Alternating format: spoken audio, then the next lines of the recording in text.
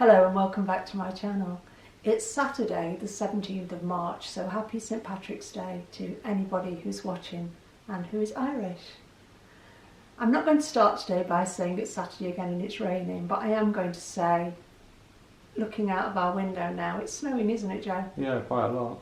So the snow's back and it's really cold. I think it wasn't even 1 degree when we just drove home in the car. So you can tell I'm in my weighing gear. I've literally just walked back in from group. I'm going to go straight to my results because they're nothing too inspiring or exciting, and then I'm going to talk about my week. So, went to weigh in this morning, stepped on the scales, feeling comfortable in my body and gained ½ a pound. That's the ½ pound I lost last week. So a couple of weeks ago I said, after having a 2.5 pound gain, I'm giving myself 3 weeks to get this gain off. But I don't go into diet mode, I have to be really careful with myself. The funny thing is, I'm back to where I was a couple of weeks ago, so I've still got the 2.5 pounds on and 1 week to lose it. So again, I need to mind myself because again, I will go into diet mode if I don't keep a check on my behaviour. I'm actually quite amused with myself this morning because I was listening to a book. I'm actually reading 5 books at the moment, which my mum thinks is quite extreme, but it's only like somebody watching 5 different soaps, isn't it? I'll talk about one of those books in a while. But in one of the books I was reading, this was one of the novels I'm reading, it mentioned a lady and she currently weighed 303 pounds. And I said to Joe, wow, wonder what that is in stones, because I used to be 208.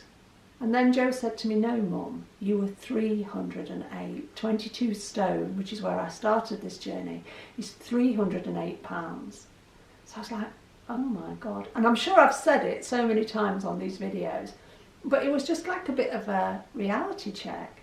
So I was thinking to myself, you know, last week when I was doing this during the week, I was 8 stone 11. So I checked with my Echo, what is 8 stone 11 in pounds? And it's 123 pounds. So as of today, with my ½ pound gain, I'm 123.5 pounds. That puts it in perspective for me because that feels so normal. Joe tends to work in kilograms because he's young. And so when I'm talking, when we're out walking and I'm talking about stones and pounds and things, and he's like, can't you just say it in kilograms? And no, I can't, because my head doesn't work that way. I'm too old.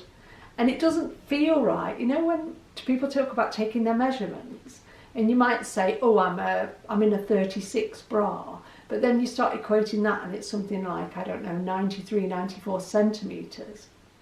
You know, when we used to say years ago, here's Miss World. I mean, they don't do this kind of thing anymore, do they? But here's Miss World and she's 36, 24, 36. It would sound very odd to say, here's Miss World and she's 93, 82, 93. I just can't get my head around it, and I'm sure it's only an age thing. So I think, what do I weigh in kilograms? I don't know. Alexa, what's 8 stone 11.5 pounds in kilograms? 8 stone and 11.5 pounds is 56.02 kilograms. So there you go, I'm 56 kilograms, 56.02 kilograms. But that just doesn't equate to a normal weight or an abnormal weight to me. It just sounds like nonsense. So here I am, 8 stone 11.5, and comfortable in my own skin. Fantastic group this morning, although we didn't have the turnout that we usually have because of the weather. When it snowed a fortnight ago, everybody came. This week, I think people were put off because they're putting out weather warnings saying this extreme weather is coming. We have a St Patrick's Day parade in Nottingham today, and they've cancelled all the live music because they're so fearful that when the snow hits, because a lot of Nottingham is built on hills, when the snow hits, the buses stop. And I think they're quite fearful of getting hundreds of people or thousands of people into the city centre and then not being able to get them out again. So it feels, I keep looking towards the window and I can't see out there, just automatic reaction, but it feels more that the weather is going to hit us this weekend rather than a fortnight ago when it was quite bad. This feels like it could be more extreme. Anyway, that's my results. Something Joe brought to my attention this morning. He went shopping before we went to group, and I use almond drink or almond milk. And I asked Joe to get me the one I've been using lately, which is the Blue Diamond Almond Breeze. So that's this fella. So Blue Diamond Almond Breeze, and this is the nicest one. It's unsweetened, and this is the nicest one as far as I'm concerned for my taste that I've found so far. Really, really nice. Now when Joe looks on the app for an A choice, I can have 875 mils of that, and it's 13 calories per 100 mils if you wanted to sin it. Okay, so that's the UHT version.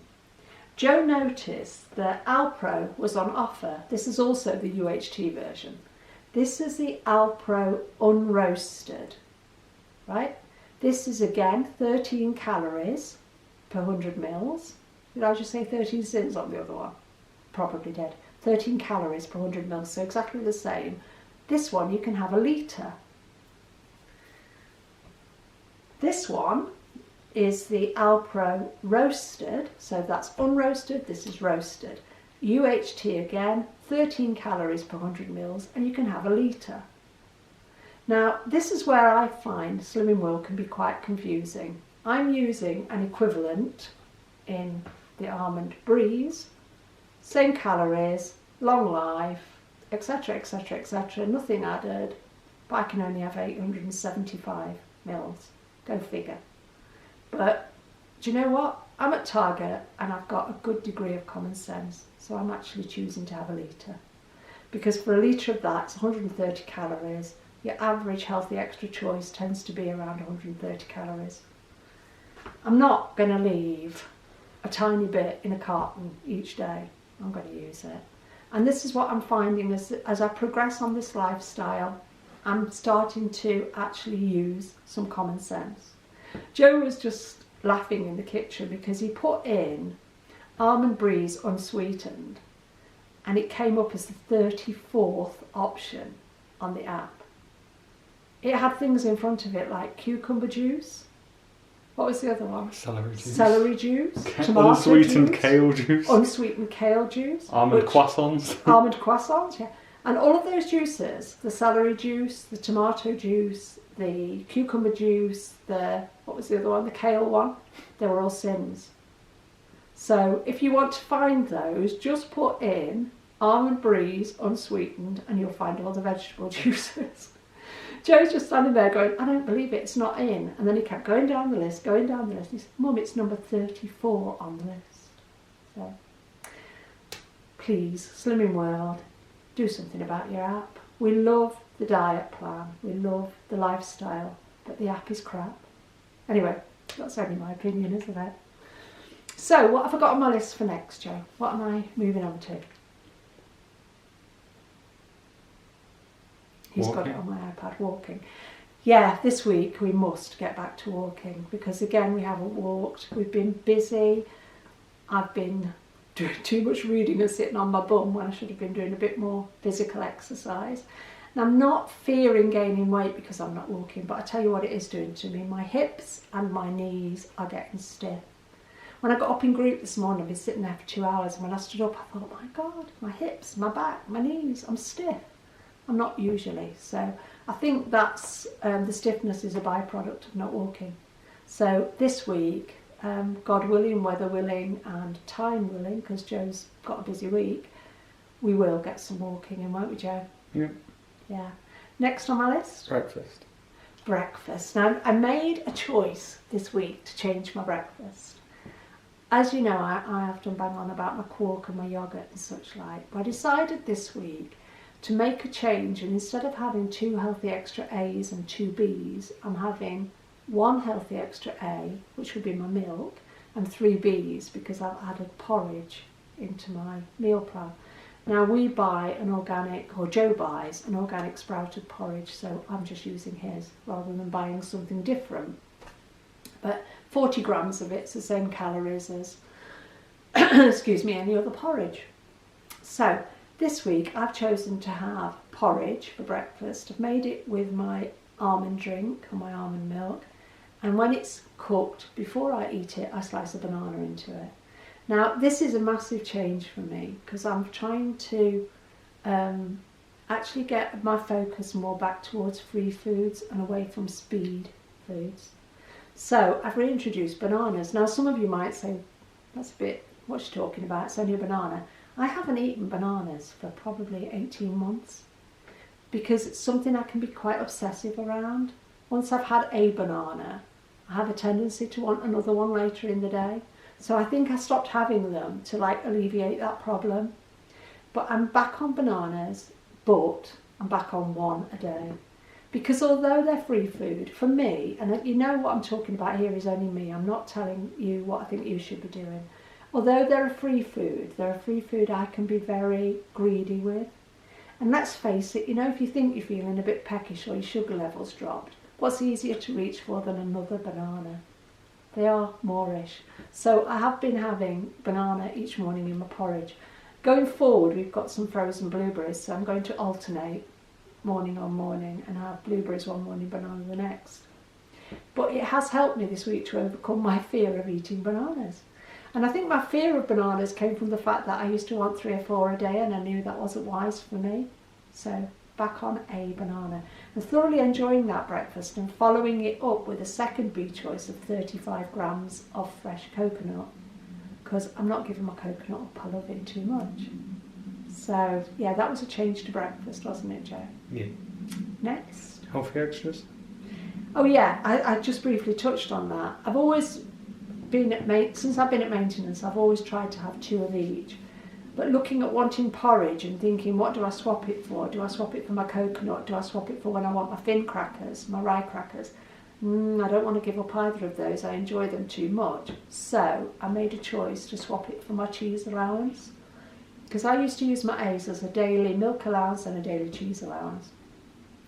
And now I'm opting to go for 3 B's and just have the milk allowance. So, excuse me, I haven't eaten yet, making me a bit acidy. Yeah, so I'm choosing to drop one of my A's. I can live without cheese. I can swap back if I want it one day. If I wanted cheese with a meal one day, I can swap it around. But for this week, I'm going with 1 A and 3 B's, which is good on the fibre. Next. Food addiction? Yeah, something Joe drew to my attention about a fortnight ago. As I've talked on here before about my 12-step programme stuff, and I've talked about Overeaters Anonymous, Joe was reading something on the net, I don't know whereabouts precisely, but he came across something called Food Addicts Anonymous, which is another 12-step programme that we weren't aware of. There's also a recovering food addicts anonymous. And I would say, I think I possibly am moving into that category. I think I am becoming a recovering food addict. But what happened this week, I'm going to be perfectly honest with you because I have to be honest with myself. And if I'm not honest with you, then I might as well quit making these videos because they're not for entertainment value. It's a journal of my journey. So being totally honest, last Saturday there was chocolate in the house. Now when I made my video, in my head, I'm off chocolate, I'm free from it. By Saturday night, it was calling to me. Now, Joe wasn't here to stop me, and it isn't his responsibility to stop me anyway. It's my choice, and I chose to eat chocolate, and I chose to go over on my sins. Not massively, but enough. Probably I had 20, 25 extra sins. Now, I could have pulled that back and said I'm going to drop sins every day this week.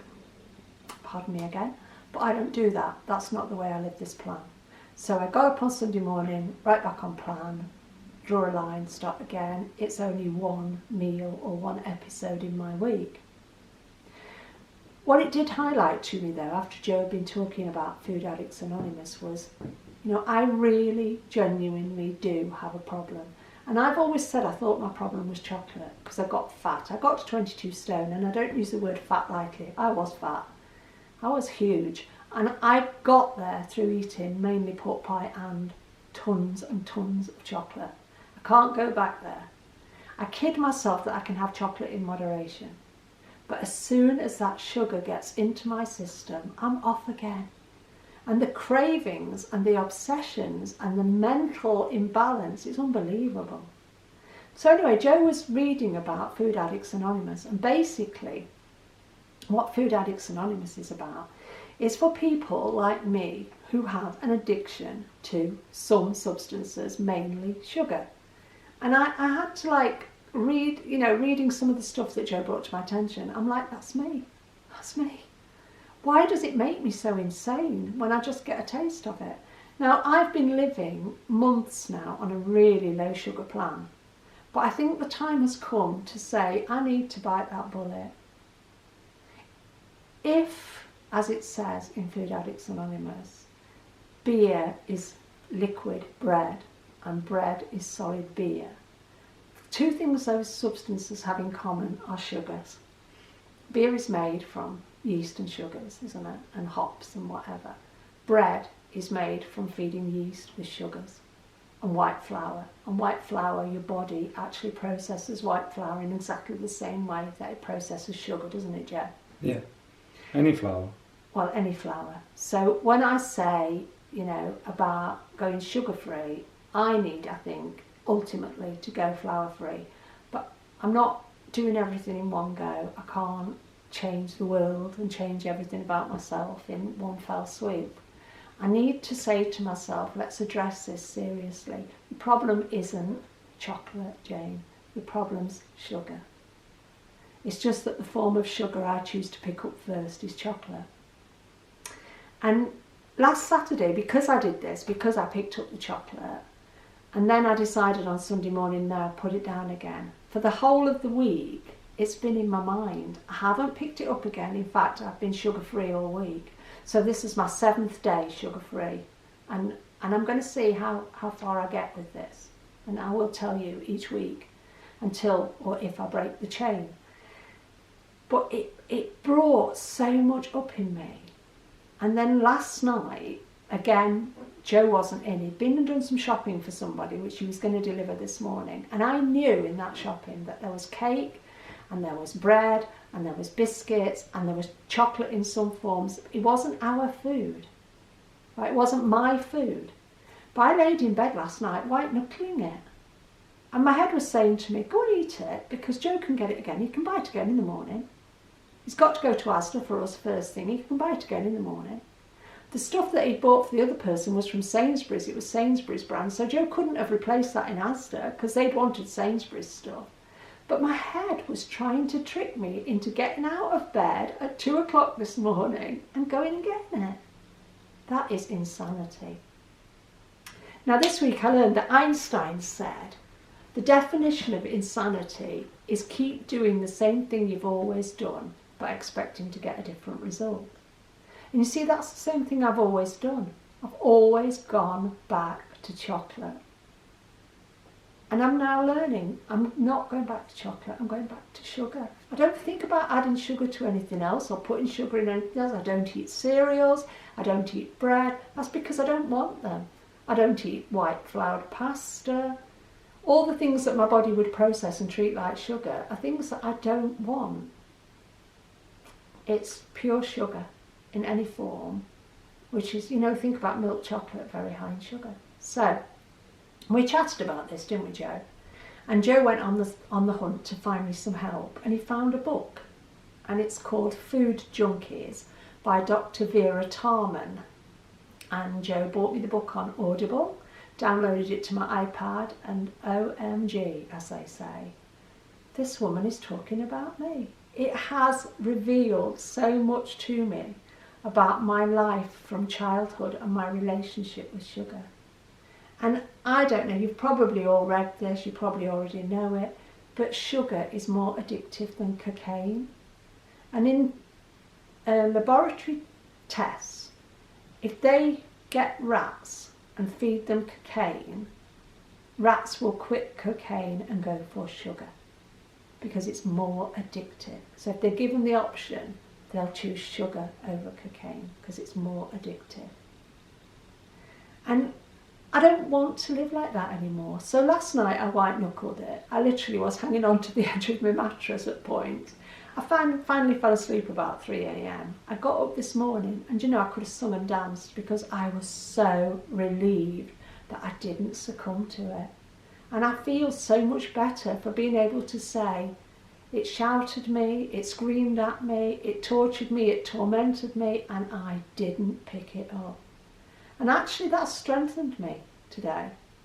Now, I know this information is not going to be for everybody. You don't all have the same problems I have.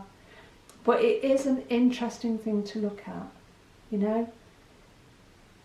Something else I learnt this week, and I'll just tell you. 20-minute warning, sorry. Okay, thanks, Joe. I've talked on here about the fact that I have a gastric band. It's not a big deal in my life today. I wouldn't be the person to recommend you have one. My knowledge and experience of gastric bands is really interesting, and I would be prepared to do a video about it if anybody wanted me to. But what I would say is studying this book today has showed me that a lot of people who have gastric bypasses and gastric bands, back in the era when I had it, because I had my gastric band 8 years ago, and so we're going back 8, 10, 12, 15 years to when these things first became available. I think they were probably available privately. I'd mine done privately, but they were probably available privately before they were on the NHS. But when these things first became available, they knew very little about the long-term effects.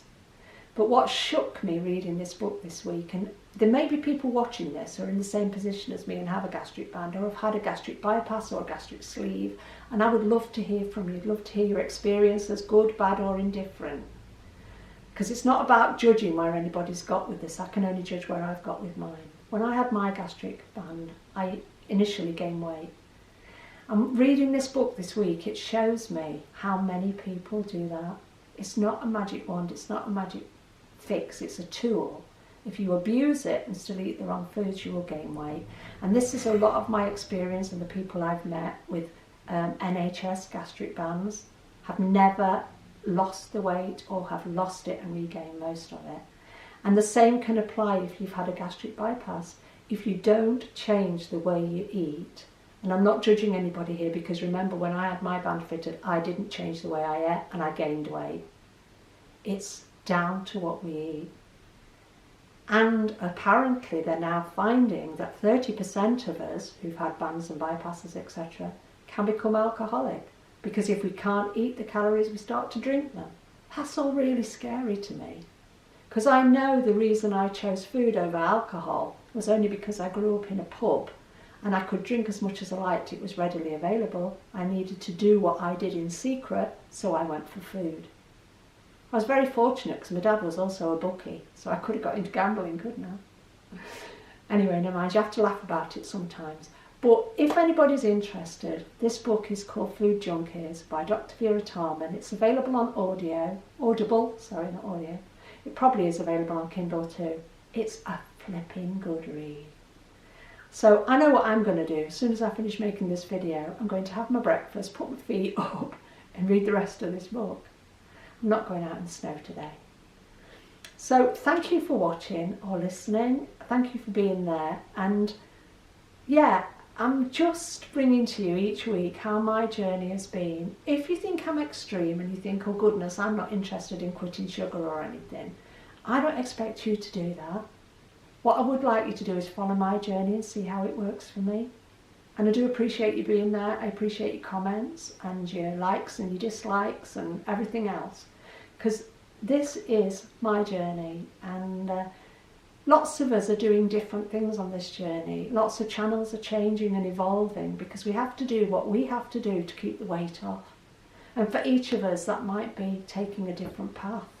But as long as it works, and as long as I'm prepared to do it, and it makes me happy, and it keeps me content, and it improves my health, I'm going to go with it. But bottom line, for me, will always be Slimming World. I'm not going to evolve and follow some other diet or, slip off to Weight Watchers or something like that. This is a sustainable plan for life. And it's what I want to be doing until the end. And I'm hoping the end's a long way off.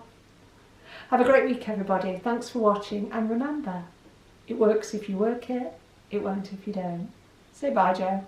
Bye. Bye.